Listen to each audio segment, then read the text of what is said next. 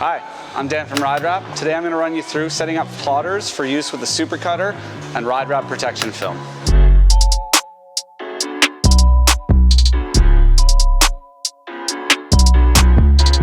We're going to start by making sure our roll is ready to go. So I'm going to grab a roll and notice that it's taped. It's not loose. The film is nice and tight on the core, and I'm going to start with that always. We're going to start with Old Faithful. We call her Gail. She's a GCC expert too. If you bought a plotter off of our site, it's likely one of these. I'm going to start by putting the roll into the roll holder down at the bottom. So I've got my roll. It's in the roll holder now. You can see it's still got its masking tape on it, keeping that core and the wind nice and tight. At this point, I've kind of centered it where I know ours on this machine needs to go over to the right, so I've put it there. I can undo the masking tape. Notice I always keep my hand on the roll. I don't want that roll to be flopping around. Funny enough, this one got dropped on the ground. It's very dirty. That's not ideal. We don't want dirty rolls. I'm going to take it and I'm going to pull it up. It's going to come up through the back of the machine, and I'll feed it through.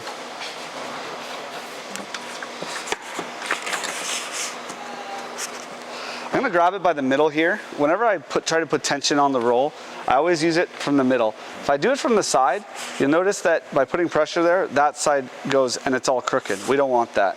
When we're aligning it, it's all about keeping it nice and straight. So I'll use my thumb in the middle.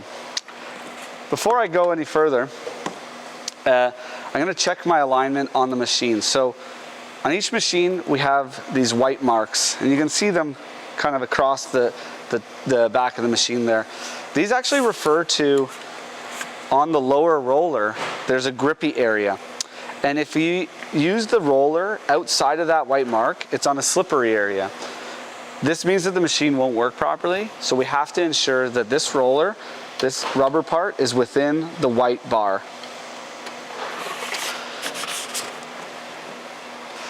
So I'm going to tension up my roll with my thumb in the middle, and I'm actually going to make sure that my roll on the bottom is tight. If it's a lighter roll or the roll is lower near its end, you're probably going to pull it. This one's pretty heavy, so just using one hand right now is working fine.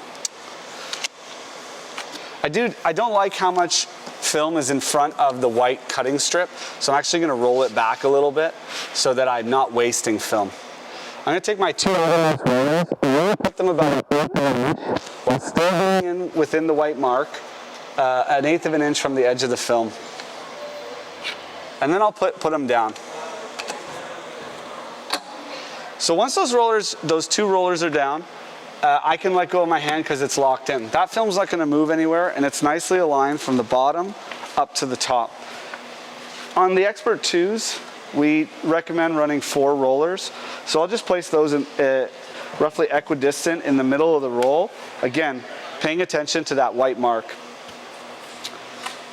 Now my machine is set up, ready to go. I can turn it on. It's going to run through a measuring function. It's actually going to measure from the inside of the outermost rollers. That's going to tell it where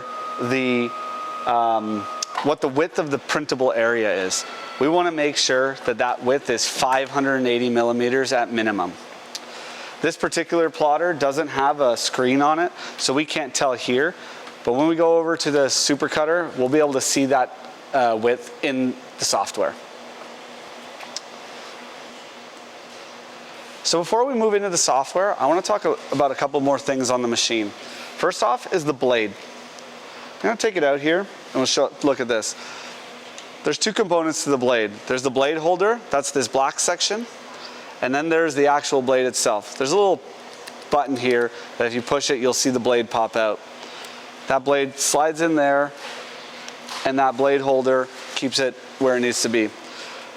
Now, you'll notice when it's properly set up, you can barely see the tip of the blade.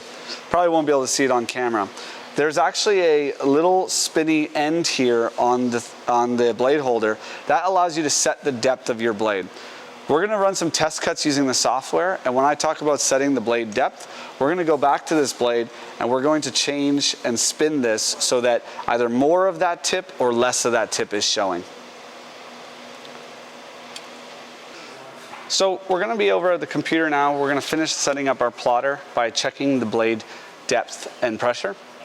So the first thing I wanted to do, and I already have, was to open the RideWrap Super Cutter app on the computer.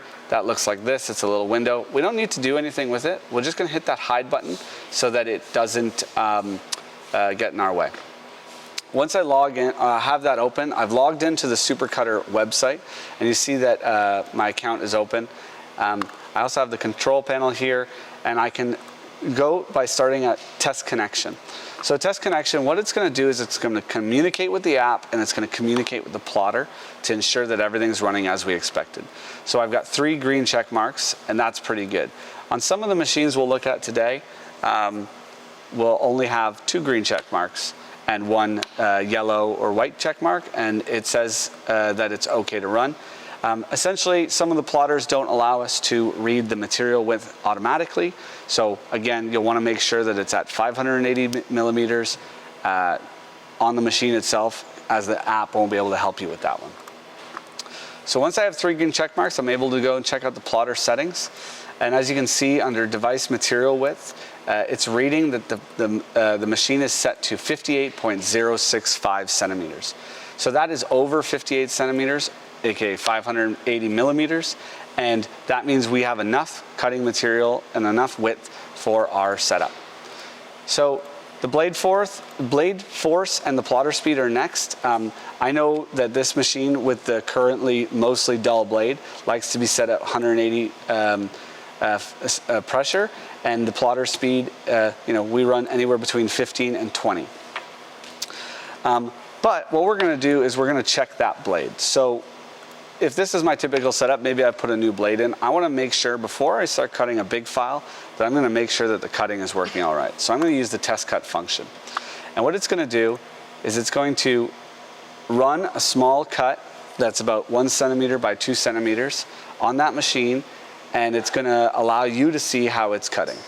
So over here on the plotter, I've just rolled the material out a little bit, and I'm trying to see if I see a little square with a circle in it and a circle with a square around it. Guess what? I don't see anything. So the first thing I've realized is that I probably don't have any blade that's hitting the actual film, because there's not a mark to be seen. So I'm going to take this, and I'm actually going to turn it a couple notches. These notches don't mean anything. It's more just a reference point. So I'm going to do it a couple notches, maybe a quarter of a turn, and I can now see the blade tip, which is pretty good. Actually, I'm going to go a bit too deep, and I can see a lot of the blade tip. Put it back in the machine, hit the online button again, so it's back online, and then I'll hit test cut once more.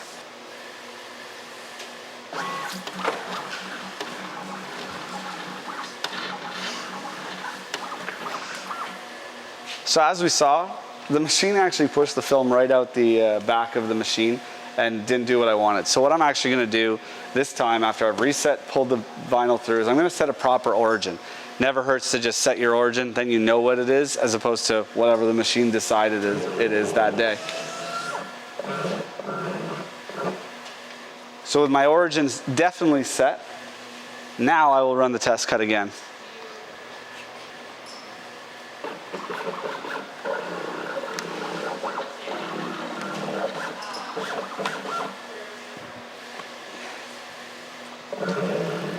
So as you can see in that video, it didn't look like it was cutting very well. And if I come over here, I actually see it's pretty chopped up, didn't cut very well, and actually cut right through the backing sheet. So what does that tell me? That tells me a few things. That tells me that my force is high enough to go all the way through the material, and that my blade depth is not helping me protect the backing sheet and protect the cut. So we definitely have some setting up to do with this. Based on that result, I'm actually going to do something that I like to do. I don't do it very often, but understanding the threshold of the blade and what is a lower limit and an upper limit of cutting. So I know that at 180 grams of force, that it's too much to cut through. So what I'm actually going to do is I'm going to do a bracketing exercise, and I'm going to set it to 100 grams of force. So, and then I'll run the test cut again.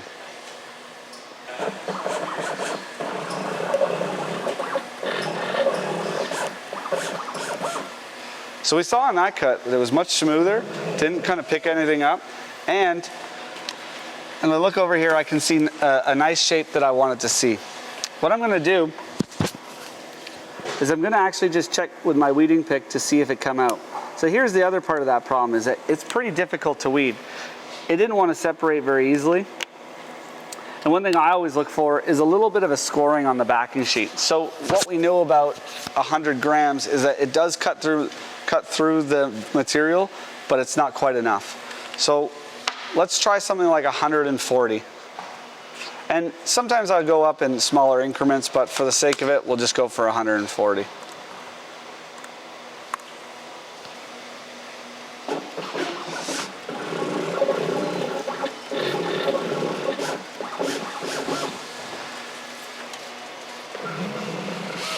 So we still got a smooth cut, and when I go to peel it, it peels way easier.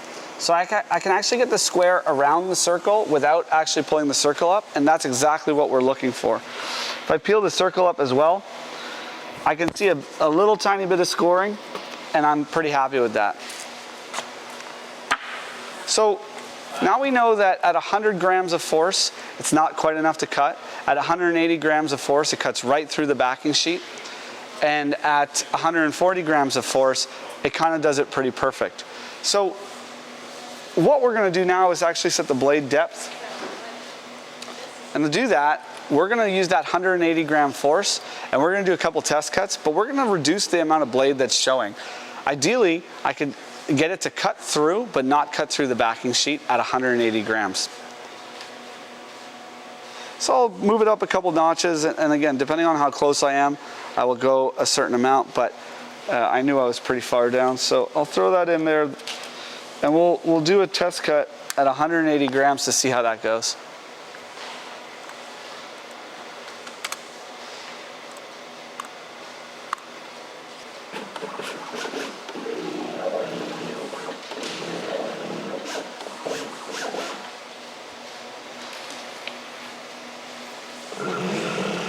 So at 180 grams now, I didn't cut through the backing sheet, which is exactly what we want. And if I peel that back, I get a similar result as 140 where I can peel it off, and I get scoring on the machine. So I'm gonna basically choose probably to go with that blade depth because I know it won't cut through the backing sheet. And maybe I'll go with 160 grams of force because I know it'll cut through the machine or cut through the film, and as the blade dulls, it'll continue to cut. So now you have your machine set up correctly with the right blade depth, you know the pressure you want to use, you're ready to go, happy super cutting. Some of the machines, and something important to check, is checking the orientation of the machine. Some machines allow you to manually set the orientation 90 degrees or not, so we want to make sure. Now there's two parts of our test cut, there's a circle and a square, right? And they should kind of go along the x-axis of the machine. So when you're looking at it, they're looking like that. You can double check your orientation is cutting correctly by visualizing it on the machine, and then when you come over to the Super Cutter, you'll have a test cut file and you'll be able to check the actual diagram. You can see that we have some good instructional arrows talking about which directions are which and which orientation the shape should be. So now we're going to run through some of the other machines just so you can see that they're all pretty much set up the same way. And this instructional is going to help you on all of them. So here we have a GCC Jaguar 5. It's a higher end machine. As you can tell, it's a bit wider than old Gale here, but it's generally the exact same. All four rollers are actually controlled with this one lever in the back here. So that's a bit different as opposed to changing each of the rollers. We have a kind of a fancy roll holder set up here, but again, I'm going to take my middle thumb and my middle finger, and I'm going to use tension with those. I'm going to put tension in the back, and then when I'm happy with the position and I feel it's aligned and tensioned correctly, I'm going to lower those rollers. When I turn the machine on, it's going to do its check for the material width. And on this machine, I can actually see the width right here on the little LCD, and it says W583. so I know I'm over 580 and I'm happy with the width. I don't need to go any further on that. Similarly, on this machine, we have a very similar blade holder setup. We have a black blade holder, blade comes out the end. We have a little adjustment there for that. No different to setting that up. We're ready to cut. So this is a Graphtec CE7000 and it's a 24 inch. They also have larger widths of this, and they also have the FC9000. They all work pretty similarly. Some comparisons we can make to the GCC machines, as we can see that we have different marks here. Instead of white, they are blue, but they are the same function of telling us where the grip is. We only have 2 rollers on this machine. So yeah, I can raise the rollers similar to that Jaguar 5 with this lever. I can move my film and I can align it there. There's not a roll in there right now, but it's using the same technique. I can move my roller width here like that, and once I'm happy with their position, I will drop it. This one has an automatic front edge sensing. And we can see our width here is, in this particular case, is 22.84 inches. This machine is currently set up in inches, but I know that 22.8 inches is what we need. Similarly, this machine has a similar blade holder. We have a screw top here for the blade depth changing. Very similar, nothing really different to change. The process to setting that up is exactly the same. So one thing about these Graphtec cutters is they actually do have a length setting. It's not quite the same as the GCCs, which just consider it a roll, which is basically infinite length. So if I hit the slow button, I can actually see that currently the length is set to 1968 inches. If that length is set long, then there's no issues. But if it is set too short, then there's going to be a problem, and it won't cut your whole kit. So to check your length here, we can check the menu. We'll go to number 4, which is media. We'll go to page length, which is number 3, and we can set that length here like that. I put it to the longest that was available on the machine because I know that we never use a sheet. We always use rolls here. And I can escape, and they're back there, and I know that my machine is ready to go because I can see a long length there. So here we have a Roland GS24. It's their Cam 1 version, so it's their current version. Most of the Rolands are very similar again. Brands typically, you see a lot of similarities between them. One of the interesting things here on this machine is that actually it comes oriented the opposite way. So it comes oriented so it's not going down the roll, which we have to change, and I'll show you how. But similar thing, we have a lever here for both the rollers. I push that and they both lift up. Allows me to shift them back and forth. This one on the right only allows me to go so far, so I'm going to max that out, and then I'm going to align it on the left. So again, I'm going to align it with 1/8 of an inch there, and in the white, while remaining within the white bar, 1/8 of an inch on the edge of the film on that side, and I'm going to go like that. So now my film is locked in. I can turn the machine on, and it's going to do its setup function. Here it asks me to select sheet or roll, so I'm going to use roll, and I'm going to hit enter, and it's going to read the width of the material.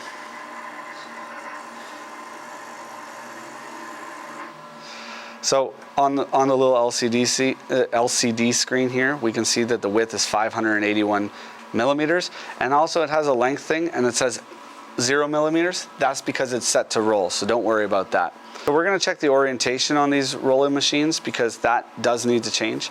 I'll go to menu, and I'll hit condition, right, and if I scroll down to rotate, it says 90 degrees currently. When it's 90 degrees, the y-axis is along the plotter and the x-axis is along the roll. That's what we need for the Super Cutter. If it was at 0 degrees, for example, and I went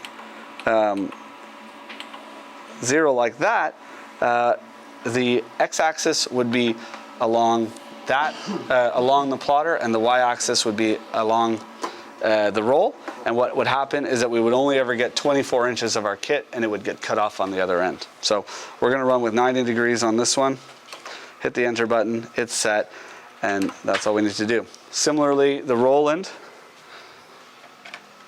has a very similar looking blade holder. We have a blade, a little push button, you can see the blade, and it has a little screw cap to set the blade depth, so you can take the same process as we did on Gale and the GCC. Even though most of the machines are quite similar, it's really important to read the instructions that came with yours. This is going to allow you to know all about how the machine works, what its quirks are, and everything. It's also going to probably teach you how you can do things like die cuts, and that's going to allow you to make some extra money at your shop. Have fun super cutting, and I'll see you soon.